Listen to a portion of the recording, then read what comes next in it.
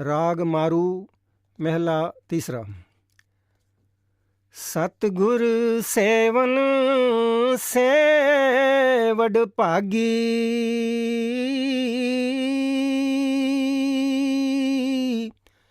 अन दिन साच नाम लेव लागी। तीसरी पातशाही श्री गुरु अमरदास जी महाराज की वाणी है। आप बतौर सवाल फरमाते हैं कि दुनिया में ऊंचे भाग्य वाले कौन हैं? क्या शाह, बादशाह, राजा महाराजा? फिर खुद ही जवाब देते हैं कि नहीं, बल्कि ऊंचे भाग्य वाले वे हैं जिन्हें मनुष्य जन्म पाकर कोई पूरा गुरु, कामिल मुर्शिद मिल गया। सारी दुनिया की ओर नजर डालो, इस दुनिया की कोई भी चीज साथ नहीं जाती। न माँ, न बाप, न स्त्री, न बाल बच्चे, न बहन, न भाई, न कौम, न मजहब, न धन, न और कोई सामान। साथ जाने वाले दो हैं, एक सतगुरु, दूसरा शब्द, और इन दोनों के साथ प्यार नहीं। इसलिए सारी दुनिया खोटे भाग्य वाली है। मगर जो सतगुरु के पास जाते हैं, सेवा भाव रखते हैं, उसके हुक्म का पालन करते हैं, वो उनकी लिव सच्चे नाम के साथ जोड़ देता है। सच्चा नाम बिना किसी कौम और मजहब के लिहाज के हर एक के अंदर हो रहा है। सो जब तक कोई अंदर जाने वाला रूहानी मंजिलों का वाकिफकार महात्मा नहीं मिलता, हम अंदर नहीं जा सकते। सतगुरु का उपदेश क्या है कि तू और कुछ न कर, सिर्फ अपनी सुरत को उस शब्द के साथ जोड़ दे। इस तरह सतगुरु अपने शिष्य को सच्चे नाम के साथ जोड़ता है। अब सवाल पैदा हुआ कि दुनिया में अनेक मजहब हैं और हर एक मजहब अपने अपने लफ्ज़ों को सच्चा नाम समझे बैठा है।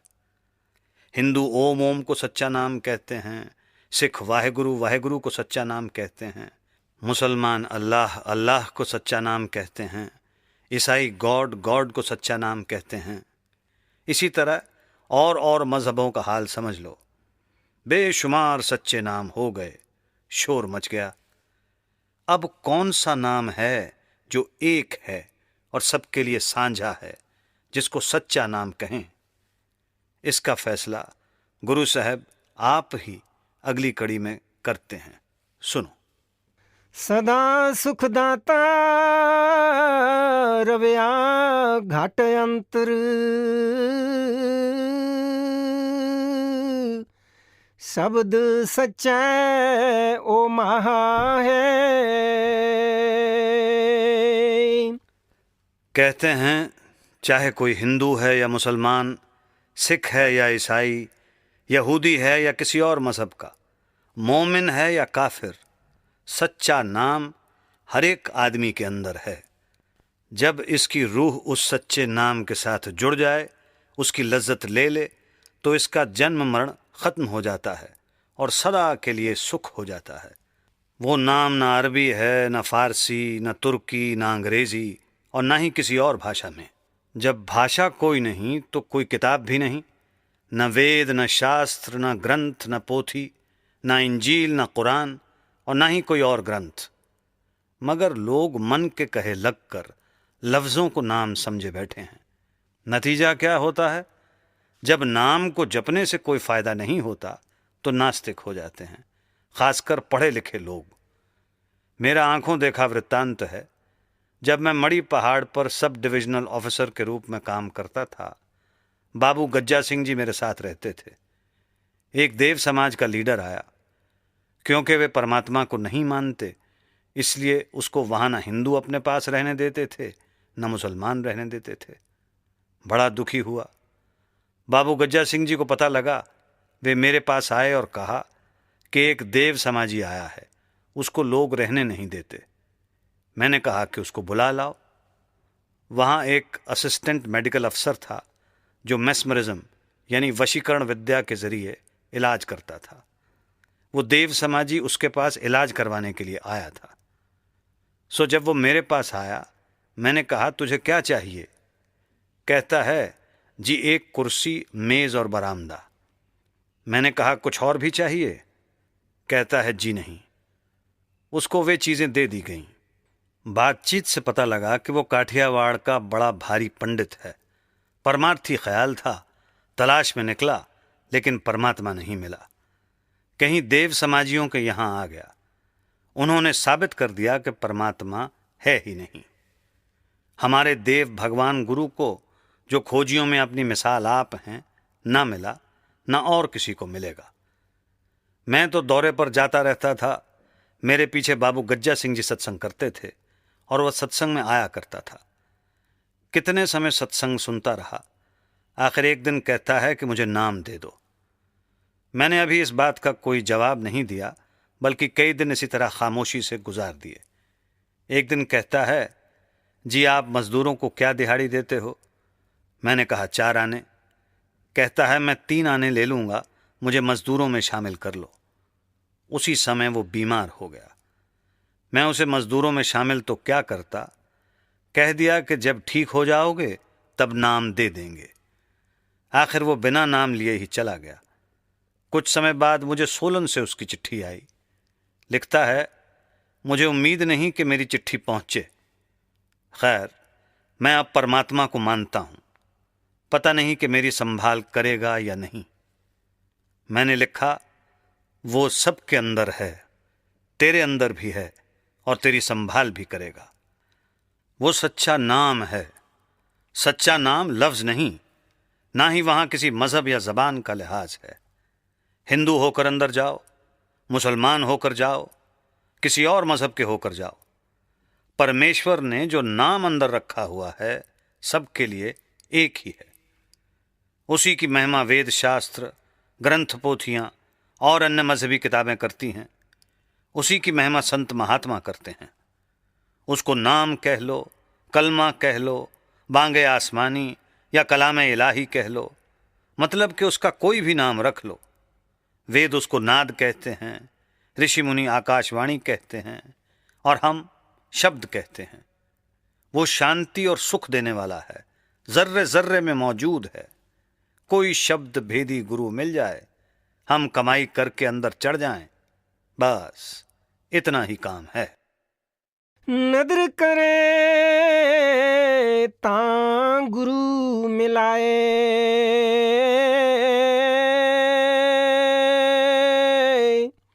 हर का नाम मन वसाए।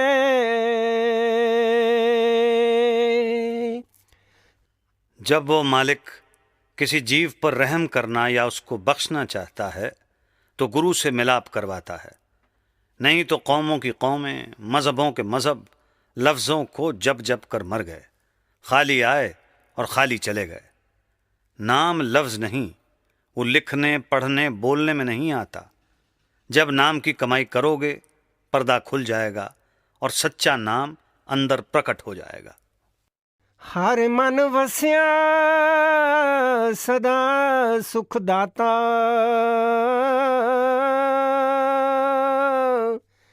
सब दे मन यो महा है।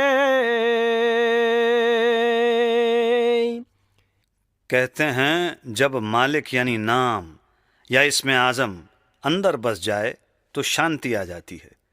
इसी तरह इसके अंदर अमृत बरसता है। जब ये उसको पीता है, काम क्रोध आदि वश में आ जाते हैं, मन इंद्रियां काबू में आ जाती हैं। वो गाने बजाने वाला शब्द नहीं, ना ही वो लिखने, पढ़ने, बोलने में आता है। इसी भेद को एक मुसलमान फ़कीर इस तरह प्रकट करते हैं, इस्म रा ख्वानी मुसम्मा रा बिजू, बेमुसम्मा इस्म कै बाशद निकू। ये सारी उम्र इस्म यानी वर्णात्मक नाम को जप जप कर मर गया, खाली आया और खाली ही चला गया। जब तक मुसम्मा यानी नामी या धुनात्मक नाम न मिले, नाम का कोई फायदा नहीं। कृपा करे तां मेल मिलाए,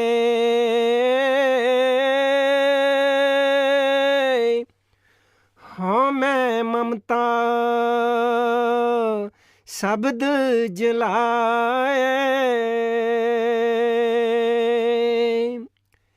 कहते हैं अगर मालिक कृपा करे, गुरु मिल जाए, वो शब्द का भेद दे दे, तो भी लोग नाम लेकर रख छोड़ते हैं, कमाई नहीं करते। उनके मन मैले हैं, अंतःकरण में दुनिया की मैल भरी पड़ी है। नाम तो ले लिया, मगर इस तरह जिस तरह कोई रोगी दवाई लाकर आले में रख छोड़े और खाए नहीं। जब तक दवा खाई ना जाए उसका असर नहीं होता।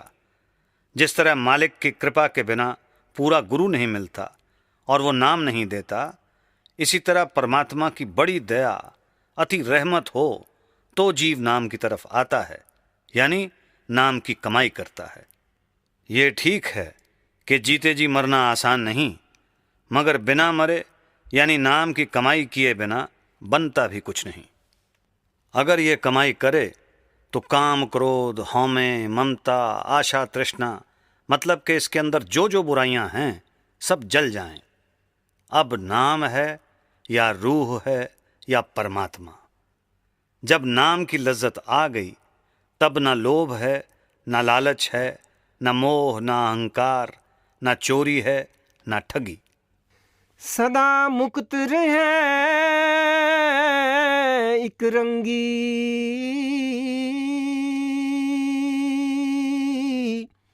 नाही किसै नाल कहा है। कहते हैं अगर नाम की लज्जत आ जाए तो ये जीते जी ही मुक्त हो जाता है। फिर ये नाम की मस्ती में मस्त रहता है, ना किसी के साथ कोई झगड़ा, ना किसी के साथ फसाद। लेकिन वो इन मस्तानों की तरह मूर्ख नहीं होता, बल्कि ज्यों ज्यों कमाई करता है त्यों त्यों बुद्धिमान यानी सेंसिबल होता जाता है। फिर एक सत्संगी ने पूछा, हुजूर कामकाज उसी तरह चलेंगे या? महाराज जी ने फरमाया, हाँ, बल्कि पहले से भी अच्छी तरह। जो घर बार छोड़कर फिरते हैं वे घर का काम संभालने से तो रहे, बाहर भी जहां तहां खाते फिरते हैं। किसी का चोरी का, किसी का डाके का, किसी का कैसा, किसी का कैसा। क्या वो खाकर भजन बनेगा? कभी नहीं। सो बहादुर वो है जो दीन और दुनिया दोनों को जीत गया, यानी जिसने मेहनत मजदूरी करते हुए नाम की कमाई कर ली। वरना जो कुछ भी कोई देता है वो कोई ना कोई ख्याल रख कर ही देता है। यहां तक कि औरतें लड़कियों के सिर पर से वार कर देती हैं। फिर एक सत्संगी ने पूछा, हुजूर जो हम हमेशा लंगर से खाते हैं क्या हमें भी देना पड़ेगा? महाराज जी ने फरमाया, कर्जा उतरता है सेवा से, नाम की कमाई से। सुबह शाम दोनों वक्त भजन करो, नहीं तो ऊंट बनोगे या सांड या कोई और बोझा ढोने वाला जानवर। इसमें कोई लिहाज नहीं, सोच लो। जब अंदर पर्दा खुल गया, रूह रूहानी मंडलों पर चली गई, मुक्ति हो गई। ज्यों ज्यों ये ऊपर जाता है त्यों त्यों अक्लमंद होता जाता है, ना कि इन मस्तानों की तरह बेअकल। जिस तरह मजनू लैला का आशिक था। लैला बादशाह की लड़की थी। लड़की ने बादशाह के जरिए शहर में हुक्म दे रखा था कि मजनू जिस दुकानदार से दूध, मिठाई, कपड़ा, मतलब कि जो चीज़ मांगे दे दी जाए, कीमत शाही खजाने से अदा की जाएगी। मजनू ने तो शायद ही किसी दिन कोई चीज़ ली हो, मगर शहर के जो भी मुफ्तखोर मुस्टंडे थे सब इकट्ठे हो गए और मजनू बनकर शहर को लूटने लगे। ये भी मजनू, वो भी मजनू, जिधर देखो मजनू ही मजनू। सारा शहर लूटा गया। लोगों ने बादशाह के पास जाकर शिकायत की कि मजनू एक है या अनेक, यहाँ तो सैकड़ों ही मजनू बनकर शहर को लूट रहे हैं। बादशाह ने कहा, बहुत अच्छा, लैला से पूछकर इसका इलाज करूँगा। जब लैला से पूछा गया कि मजनू एक हैं या बहुत सारे, उन्होंने तो सारा शहर ही लूट लिया है। लैला समझ गई।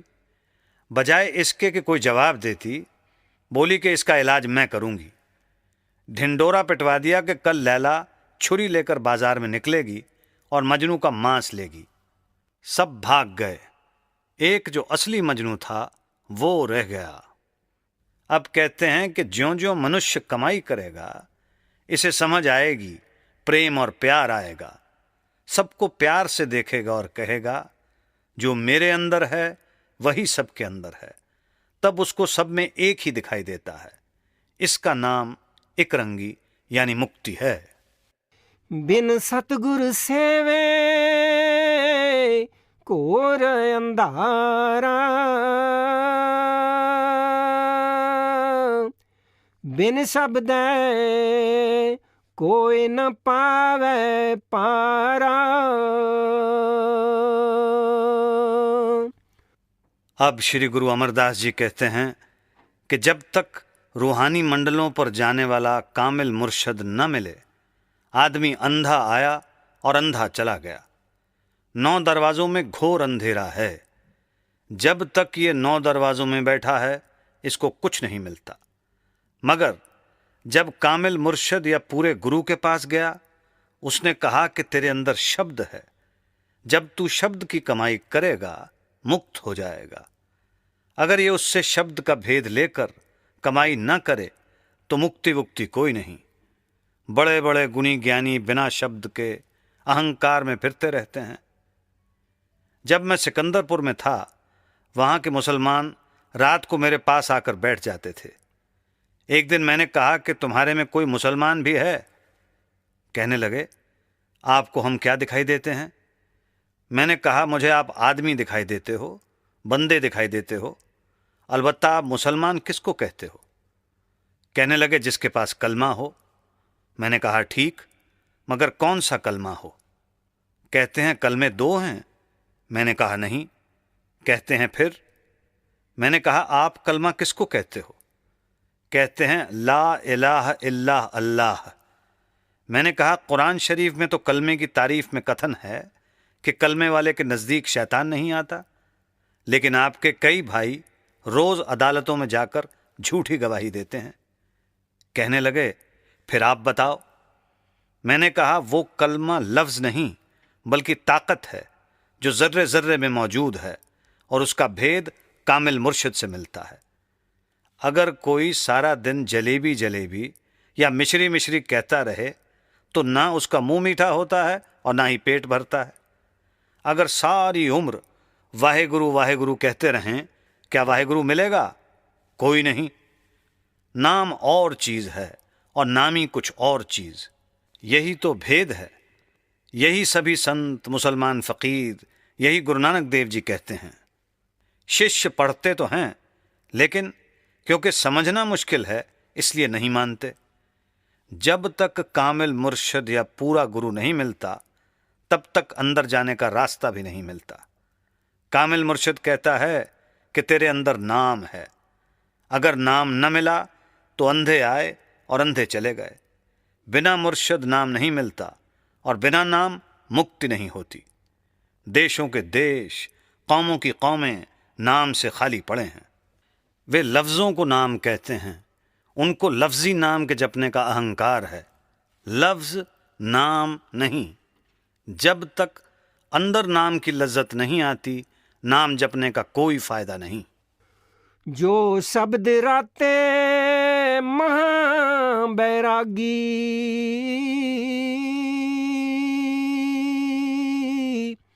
सो सच शब्द लाहा है। कहते हैं जिनका अंदर पर्दा खुल गया, जो शब्द के रंग में रंगे गए, वे प्रेमी हैं। वे चाहे हिंदू हैं, चाहे मुसलमान, चाहे किसी अन्य कौम या मज़हब के, उन्होंने मनुष्य जन्म से फ़ायदा उठा लिया। यही शम्स तबरेज़ मौलाना रूम की ज़बानी फरमाते हैं, बांगे अजब अज आसमां दरमी रसद हर सायते। वो कलमा, वो बांगे इलाही हर घड़ी आसमान से आ रही है। मी नशनवद आ बांग रा इल्लाह के साहिब दौलते। मैं उस बांग को सुनता हूँ और कोई भाग्यशाली सुनता है। फिर कहते हैं, ए सरफरो बुरदा तुखर जी आबो सब्जा पस मुचर, यक लहजा दर बाला निगर ताबूक बीनी आयते। तू गधे की तरह पेट भरकर सोया रहता है, थोड़ा खा, रात को जाग और ऊपर देख, तेरे अंदर बांग आ रही है। फिर कहते हैं, बेचारा गोशे मुश्तरक गर नशनवद बांगे फलक, बेचारा जाने बेमज़ा कज हक नदारद राहते। जो कान आसमानी कलमे को नहीं सुनते वे काट देने के काबिल हैं। वो जान जान कहलाने की हकदार नहीं जिसने मालिक से आराम ना पाया हो। यानी जिस रूह को अंदर नाम की लज्जत नहीं आई वो रूह भी किसी काम की नहीं।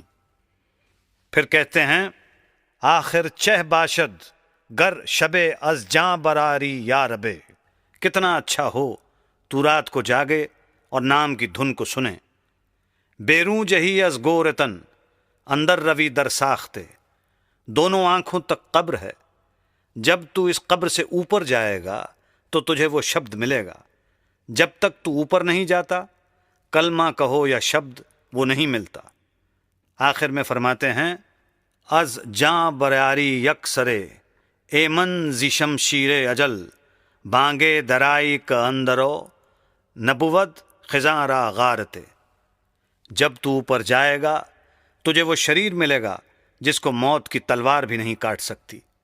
मतलब ये है कि फ़कीर हौका दे देकर चले गए मगर सुनता कोई नहीं।